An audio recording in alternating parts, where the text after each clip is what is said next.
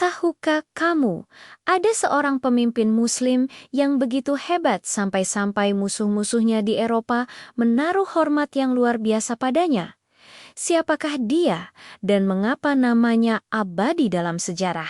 Mari kita kupas kisah Salahuddin Al-Ayyubi, sang satria legendaris. Lahir pada tahun 1137 di Tikrit, Irak, Salahuddin tumbuh di tengah gejolak politik dan militer. Ayahnya, Najem ad-Din Ayyub, adalah seorang gubernur Kurdi yang setia. Sejak muda, Salahuddin sudah menunjukkan bakat luar biasa dalam strategi militer, diplomasi, dan administrasi. Ia bukan hanya seorang prajurit, tapi juga seorang cendekiawan yang taat. Ia menempuh pendidikan di Damaskus, salah satu pusat ilmu pengetahuan terbesar kala itu, dan dibimbing oleh pamannya, Shirkuh, seorang jenderal hebat. Karier militernya meroket saat ia dikirim ke Mesir.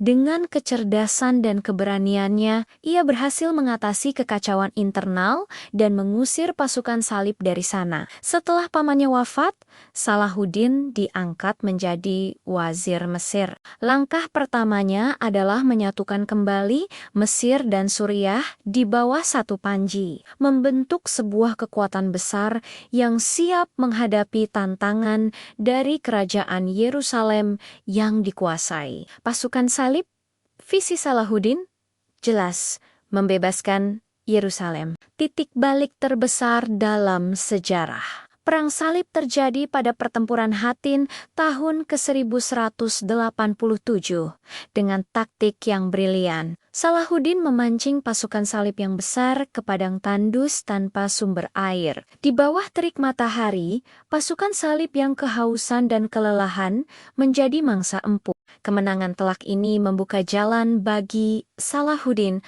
untuk merebut kembali kota suci Yerusalem hanya dalam beberapa bulan setelah 88 tahun dikuasai oleh pasukan salib.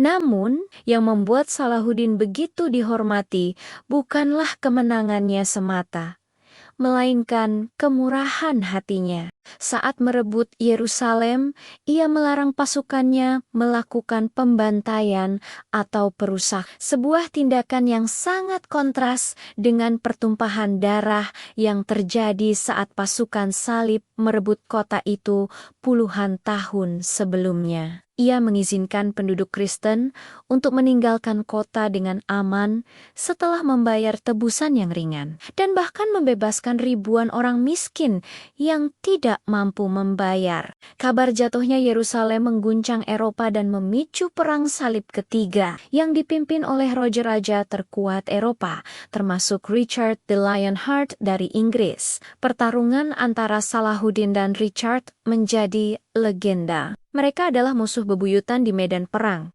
namun saling menghormati sebagai satria sejati. Ada kisah terkenal saat kuda Richard terbunuh dalam pertempuran.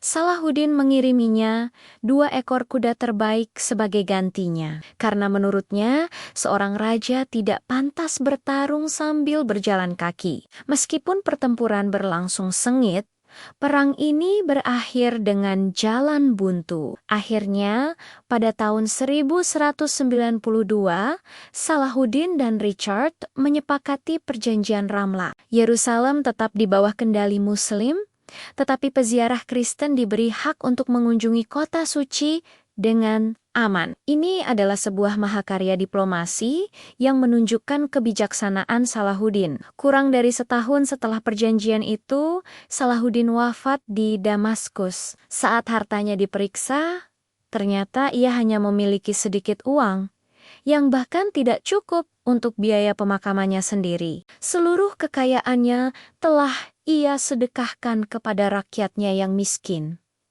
Tanpa memandang agama mereka, Salahuddin Al-Ayyubi bukan hanya seorang penakluk, tapi juga seorang pemimpin yang adil, murah hati, dan bijaksana. Ia menunjukkan kepada dunia bahwa kekuatan sejati tidak hanya terletak pada pedang, tetapi juga pada kebesaran hati. Warisannya hidup sebagai simbol kepemimpinan ideal yang dihormati kawan maupun lawan. Terima kasih sudah menonton. Jika kamu terinspirasi oleh kisah ini, jangan lupa untuk like, komen, dan subscribe channel kami agar tidak ketinggalan video-video menarik lainnya. Sampai jumpa.